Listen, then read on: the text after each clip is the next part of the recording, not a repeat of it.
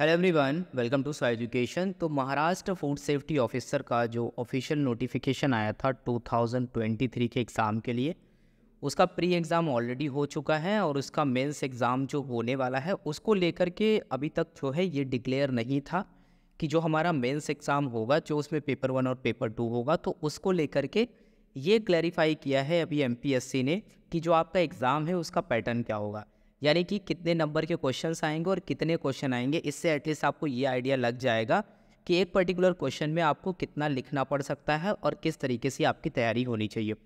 तो यहाँ पर कई सारे एग्ज़ाम हैं जो एमपीएससी की तरफ से निकले थे, उसमें और भी महाराष्ट्र की कुछ इंजीनियरिंग सर्विसेज हैं, बट यहाँ पर थर्ड नंबर पे जो है वो है हमारा महाराष्ट्र में जो फूड सेफ्टी ऑफिसर का जो रिक्रूटमेंट है उसको लेकर के जो रिटन एग्ज़ाम होना है। वहाँ पर अगर हम बात करें तो आपके दो पेपर हैं, एक है पेपर 1 और एक है आपका पेपर 2। ठीक है, आई होप आपने अगर आप तैयारी करना स्टार्ट कर चुके हो काफ़ी पहले से, तो ऑलमोस्ट आपने एक बार तो सारी चीज़ें अभी तक पढ़ ली होंगी। अब केवल और केवल आपका रिवीजन का टाइम बचता है, मल्टीपल टाइम रिवीजन, और आपको प्रैक्टिस करनी है। ठीक है, तो इसको लेकर के देखो, अगर हम बात करते हैं तो यहाँ पर जो आपको 3 घंटे का टाइम मिलेगा एक पेपर में, जो पेपर 1 है और पेपर 2 है, दोनों के लिए आपको 3-3 घंटे का समय मिलेगा।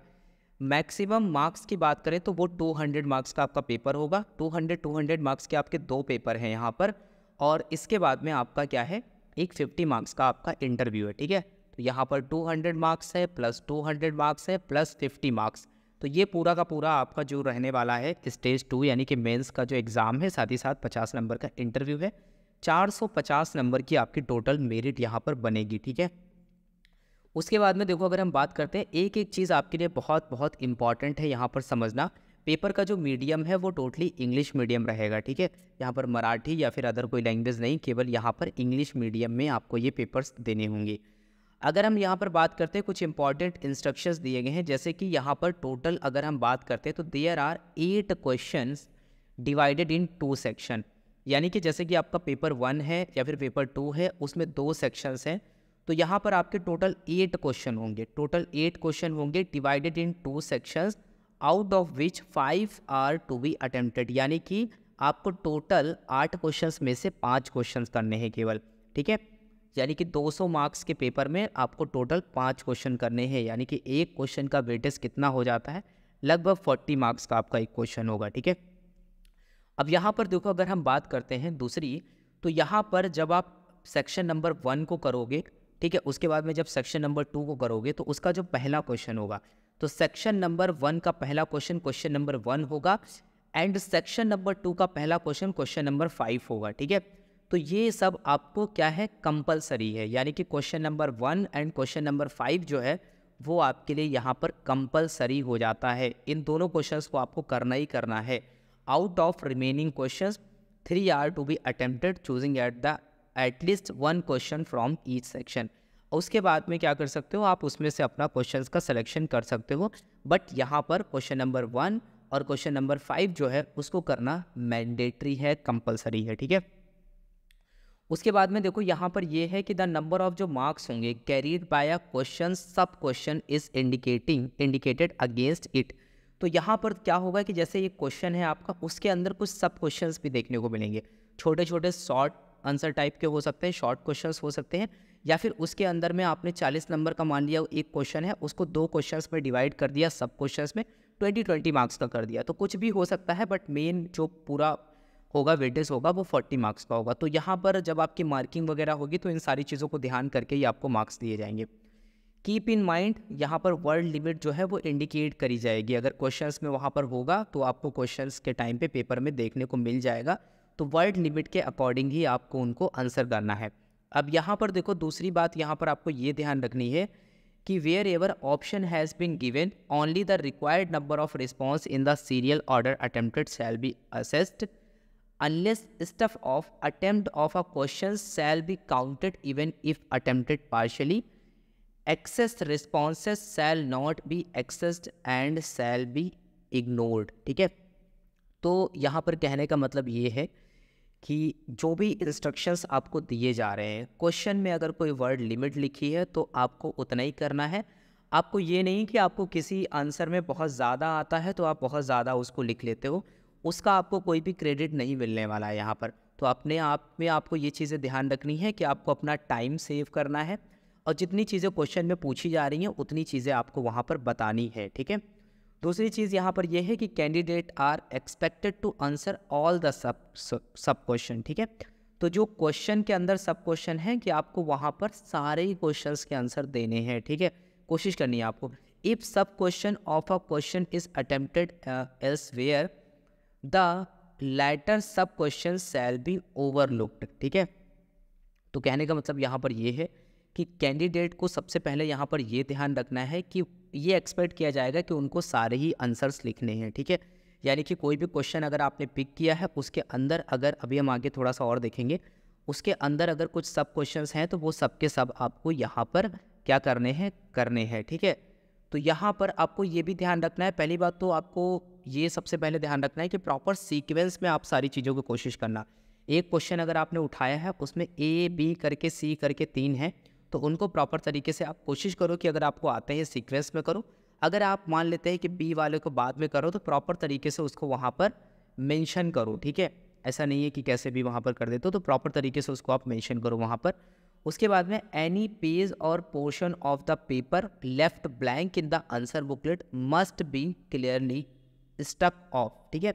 तो कोशिश यही करनी है कि आपको ब्लैंक वगैरह नहीं रखना है। तो ये सारी चीज़ें ध्यान रखोगे पहले ही तो गलतियाँ नहीं होंगी।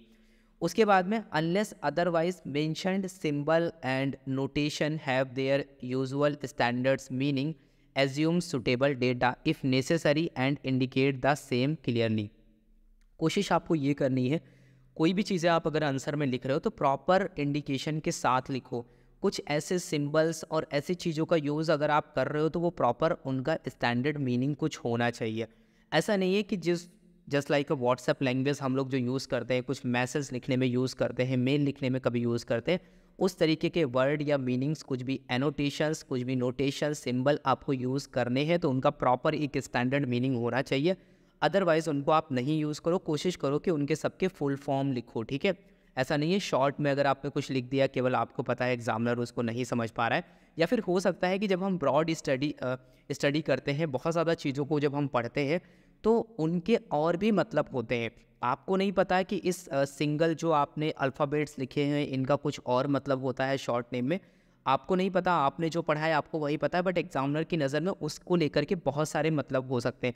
तो ये छोटी छोटी चीज़ें हैं, इनको लेकर के वहाँ पर प्रॉब्लम ना हो तो कोशिश करो कि आप उनका फुल नेम जो भी प्रॉपर तरीके से चीज़ें हैं उनको यूज़ करो। इन सब के चक्कर में मत पड़ो आप शॉर्ट नेम वगैरह के। उसके बाद में नीट स्केचेस में बी ड्रॉन, और इसके साथ ही साथ वेयर एवर रिक्वायर्ड। सबसे इम्पॉर्टेंट बात यहाँ पर ये है कि जब आप इन सारी चीज़ों को लिखो तो यहाँ पर देखो सबसे इम्पॉर्टेंट बात यह है कि जब भी आप क्वेश्चन लिखो, क्वेश्चन में अगर स्केच के लिए बोला गया है, डायग्राम के लिए बोला गया है, इलस्ट्रेशन के लिए बोला गया है, तब तो आपको बनाना ही बनाना है। अगर नहीं भी बोला गया है तब भी कोशिश करो कि चार्ट के माध्यम से उनको समझाओ। आपका टाइम ऐसे ही सेव होगा। अगर आप कोशिश करते हो कि पूरे के पूरे क्वेश्चन में पैराग्राफ वाइज आप सारी चीज़ों को लिख देते हो तो यकीन मानो आपको मार्क्स कम ही मिलेंगे, ठीक है। उसमें मार्क्स नहीं मिलेंगे। एक एग्जामिनर के पास में इतना टाइम नहीं होता है कि आपके उसमें से आपके आंसर से वो एक एक पॉइंट को ढूंढ के निकाले। आपको एकदम अच्छे से देना है वहाँ पर आंसर्स, और प्रॉपर तरीके से चीज़ें जो है वो विजिबल होनी चाहिए, लेजिबल फॉर्म में होनी चाहिए, ठीक है। ये बातें आपको ध्यान रखनी है, ठीक है। तो जहाँ पर डायग्राम स्केचेस की ज़रूरत है ज़रूर बनाओ, और जहाँ पर नहीं भी ज़रूरत है बट आंसर के अकॉर्डिंग आपको लगता है कि यहाँ पर फिट हो सकता है, मुझे एक फ्लो चार्ट बनाना चाहिए, बहुत अच्छे से समझ में आएंगी चीज़ें, तो आपको वहाँ पे बनाना चाहिए, ठीक है। The medium of answer should be mentioned on the answer book as claimed in the application and the printed on the admission card. The answer writing in medium other than the authorised medium will not be accessed and no marks will be assign to them. यानी कि आपको English language में ही लिखना है, आपको other language का use बिल्कुल भी नहीं करना है, ठीक है। साथ ही साथ ये कुछ जो इंजीनियरिंग एग्जाम्स होते हैं तो उसके लिए जो कैलकुलेटर्स हैं उसके लिए साइंटिफिक कैलकुलेटर्स वगैरह का यूज़ किया जा सकता है, वो अलाउड होता है क्योंकि इंजीनियरिंग पेपर्स में बहुत ज़्यादा कैलकुलेशंस होती हैं। बट आपके एफएसओ वाले पेपर में ऐसा कुछ नहीं है, तो वहाँ पर इसकी ज़रूरत नहीं पड़ेगी, ठीक है। अब देखो पेपर 1 एंड पेपर 2 की अगर हम बात करते हैं तो पेपर 1 और पेपर 2 के लिए दोनों के लिए सेम क्राइटेरिया अप्लाई होगा। तो पेपर 1 में सेक्शन ए होगा और एक सेक्शन बी होगा, पेपर 2 में भी एक सेक्शन ए होगा एक सेक्शन बी होगा, ठीक है। टोटल क्वेश्चन की बात करें, देखो यहाँ पर कितने क्वेश्चंस लिखे गए हैं, टोटल यहाँ पर 8 क्वेश्चन लिखे गए हैं, जिसमें से आपको टोटल 5 क्वेश्चन करने हैं। हर क्वेश्चन का वेटेज की अगर बात करें तो यहाँ पर 40 मार्क्स है। तो यहाँ पर अगर आप जाते हो तो यहाँ पर आप देखोगे कि टोटल आपका कितना हो जाएगा। आपको 5 क्वेश्चन करने हैं, तो यहाँ पर 5 ये आपका 200 मार्क्स का हो जाएगा, ठीक है। तो यहाँ पर सबसे पहले जो क्वेश्चन नंबर 1 आएगा, क्वेश्चन नंबर 1 में देखो कैसे होगा, सॉल्व एनी 5 आउट ऑफ 7। यहाँ पर कुछ शॉर्ट क्वेश्चंस दिए जाएंगे, आपको 7 शॉर्ट क्वेश्चंस दिए जाएंगे, उनमें से आपको क्या करना है, 5 करने हैं, ठीक है। उनमें से आपको 5 अटेम्प्ट करने हैं, तब जा करके आपको 40 मार्क्स मिलेंगे, ठीक है। उसके बाद में क्वेश्चन नंबर 2 की अगर बात करें तो यहाँ पर देखो क्या है, यहाँ पर 3 है, लॉन्ग क्वेश्चन है, उसके बाद में एक शॉर्ट क्वेश्चन है, ठीक है। तो इस तरीके से यहाँ पर आपको चीज़ें देखने को मिले। हो सकता है ये 15 मार्क्स का हो या आपका 10 मार्क्स का हो, इन तीनों को ही आपको अटेम्प्ट करना है, तब जा करके आपको 40 मार्क्स मिलेंगे, ठीक है। छोड़ना कुछ भी नहीं है, ये बात ध्यान रहे, ठीक है। छोड़ना कुछ भी नहीं है। ये इस पेपर में अगर आप देखोगे रिटन एग्जाम में, ऐसा नहीं है कि आपको बिल्कुल ही चीज़ें ना आती हैं, आपने ज़रूर पढ़ी होगी, तो उनको उस हिसाब से आप कर सकते हो। फिर अगर हम बात करते हैं यहाँ पर क्वेश्चन नंबर 3 की, तो यहाँ पर भी आप देखो इसी तरीके से 3 सब क्वेश्चन देखने को मिलेंगे, उनको भी आपको सबको करना है। क्वेश्चन नंबर 4 में भी आपको यहाँ पर कितने 3 आपको क्वेश्चंस देखने, सब क्वेश्चंस देखने को मिलेंगे, उनको भी आपको करना है। उसके बाद में जब हम देखो यहाँ पर सबसे पहले जो क्वेश्चन नंबर 1 था वो आपके लिए मैंडेटरी है करना। क्वेश्चन नंबर 5 जो है वो आपको मैंडेटरी है करना। यहाँ पर भी आपको टोटल यहाँ पर, तो हम ये कह सकते हैं क्वेश्चन नंबर 1, क्वेश्चन नंबर 5 आपके लिए बहुत इंपॉर्टेंट है, इसको करना ही करना है आपको, मैंडेटरी। आपको आता है नहीं आता है उससे कोई मतलब नहीं, आपको करना ही करना है अगर आपको मार्क्स गेन करने हैं, ठीक है। कोशिश करनी है कि आप सारी चीज़ों को यहाँ पर करो। उसके बाद में 6 में भी, 7 में भी, 8 में भी, तो यहाँ पर भी 3 यहाँ पर सब क्वेश्चंस दिए गए हैं। तो टोटल यहाँ पर अगर हम बात करते हैं, टोटल आपको इसमें से 5 क्वेश्चंस करने हैं, इसमें से 3 में से आप कोई एक सेलेक्ट कर लो, 2 सेलेक्ट कर लो, उसके बाद में आप इसके अकॉर्डिंग यहाँ पर भी नीचे सेलेक्ट कर लो। तो टोटल आपको 5 क्वेश्चन करने हैं, ठीक है। तो आई होप आपको ये बात यहाँ पर समझ में आ गई होगी। उसके बाद में long questions can be derivatives हो सकते हैं, प्रॉब्लम्स हो सकती हैं, एक्सप्लेन इन डिटेल डायग्राम। ये स्पेशली इंजीनियरिंग सेक्शन में डेरिवेशंस वगैरह होते हैं, प्रॉब्लम्स होती हैं, उनको लेकर के डायग्राम वगैरह की ज़रूरत है। या फिर एफएसओ के पेपर में specially food processing and preservation वाले सेक्शन में आपको फ्लो चार्ट बहुत सारे मिल जाएंगे, तो उन फ्लो चार्ट को बनाना बहुत ज़रूरी है। जितने भी डायग्राम्स आपको क्लासेस में बताए गए हैं, जहाँ जहाँ पर भी फ्लो चार्ट यूज़ किए गए हैं, वो सब बनाना है। केमिस्ट्री में आप रिएक्शंस का यूज़ ज़्यादा से ज़्यादा करो अगर आपको आती है वहाँ पर, तो इस तरीके से आप चीज़ें कर सकते हो। जो शॉर्ट क्वेश्चंस है वहाँ पर डिफिनीशन दे देना है, कुछ शॉर्ट नोट्स बना आपको वहाँ पर दे देना है, जिससे वो जस्टिफाई कर सके इन मार्क्स को, ठीक है। तो उस हिसाब से आप यहाँ पर कर सकते हो। तो आई होप आपको ये पूरा का पूरा जो पैटर्न है वो आपको समझ में आ गया है। जनरल चीज़ें हैं, जैसे कि आप 12th में अपना ग्रेजुएशन में जिन इंस्ट्रक्शंस का ध्यान रखते हो वही सारे आपको यहाँ पर ध्यान रखने हैं। बस अननेसेसरी डेटा आपको नहीं डालना है, बहुत ज़्यादा भी नहीं पढ़ना है। अगर आप बहुत ज़्यादा पढ़ोगे ना तो आप एक क्वालिटी डेटा वहाँ पर पुट नहीं कर पाओगे, ठीक है। तो अभी से कोशिश करो कि डेटा बहुत ज़्यादा नहीं, इतना होना चाहिए कि आप वहाँ पर आंसर कर पाओ, ठीक है। अच्छे से चीज़ों को लिख पाओ, और चीज़ों को जब आप मल्टीपल टाइम रिवीजन करोगे ना तो आप मतलब और अच्छे से चीज़ों को समझ में आओगे। मल्टीपल रिवीजन इन चीज़ों में भी आपको हेल्प करेगा कि आपने जो क्वेश्चंस पढ़े हैं, जो आपने बिल्कुल थोड़ा बहुत भी आइडिया है, उनको भी आप लिख सकते हो। अगर आपने जो ऑलरेडी जो पढ़ाई करी है उसके बेसिस पे आप कुछ नए क्वेश्चंस को भी कर पाओगे, अगर वहाँ पर आपको देखने को मिलते हैं। तो इसके लिए बेटर है कि आप रिवीजन अच्छे से करो, ठीक है। अब यहाँ पर देखो थोड़ा सा बात कर लेते हैं, अगर आप नोट्स वगैरह के लिए सर्च कर रहे हो तो आप कैसे क्या ले सकते हो, उसके लेकर के हम अभी थोड़ा सा बात कर लेते हैं। तो देखो यहाँ पर हम आ जाते हैं अपने गूगल पेज पर। इस पर आपको सिंपली स्वाई एजुकेशन टाइप करना है, आपको हमारी ऑफिशियल वेबसाइट मिल जाएगी। इस पर जब आप जाओगे तो यहाँ पर स्वाई एजुकेशन पे, तो यहाँ पर आपको ये हमारी ऑफिशियल वेबसाइट मिल जाएगी। इस पर जब आप जाओगे तो यहाँ पर एक लॉगिन सेक्शन आपको दिखेगा।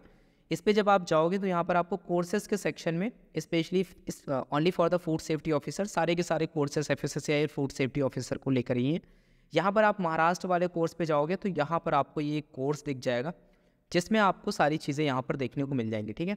इसमें हम जब आप जाओगे तो यहाँ पर कंटेंट सेक्शन में जाओगे तो आप वीडियो लेक्चर में जाओगे तो यहाँ पर पेपर 1 और पेपर 2 के अकॉर्डिंग चीज़ों को डिवाइड किया गया है। पेपर 1 में आपको ऐसे क्लासेस मिल जाएंगी, केमिस्ट्री की classes, food chemistry classes, food safety and microbiology की क्लासेस, एडिटिव की क्लासेस, कंटामिनेशन, अडल्ट्रेशन, उसके बाद में फूड पैकेजिंग की क्लासेस। इसी तरीके से अगर आप यहाँ पर जाना चाहते हो पेपर 2 में जब आप जाओगे तो यहाँ पर आपको फूड प्रोसेसिंग क्लासेस और ये सारी चीज़ें आपको यहाँ पर सारी चीज़ें देखने को मिल जाएंगी। फूड प्रोसेसिंग हो गया, इंटरनेशनल फूड स्टैंडर्ड्स हो गया, फूड लॉ की क्लासेस होंगी, FSSAI का जो आपका स्ट्रक्चर वाला पोर्शन आपसे पूछा जाएगा वो हो गया, इमर्जिंग टेक्नोलॉजीज़ वाली जो यूनिट है वो आपकी हो गई। तो इस तरीके से आपको सारा कंटेंट जो है वो यहाँ पर देखने को मिल जाएगा। इनको लेकर के जो नोट्स हैं वो भी आपको यहाँ पर मिल जाएंगे, नोट्स और ई बुक्स आपको देखने को मिल जाएंगी, ठीक है। तो यहाँ पर जब आप जाओगे तो वीडियो लेक्चर नोट्स में जाओगे तो यहाँ पर आपको सारे नोट्स और सारी चीज़ें देखने को मिल जाएंगी पेपर 1 और पेपर 2 के अकॉर्डिंग। इसके अलावा जब आप यहाँ पर बैक करोगे तो अगर आप ओपन करोगे तो यहाँ पर आपको कुछ ई बुक वाला सेक्शन मिल जाएगा। टोटल ये सारी ई बुक्स आपको देखने को मिलेंगी कि ये सब के सब यहाँ पर क्या है, प्रिंटेबल ई बुक्स हैं, ठीक है। यानी कि आप इनको ईजिली प्रिंट ले सकते हो, ठीक है। तो किसी भी तरीके का इशू, कोई प्रॉब्लम आपको नहीं होगी।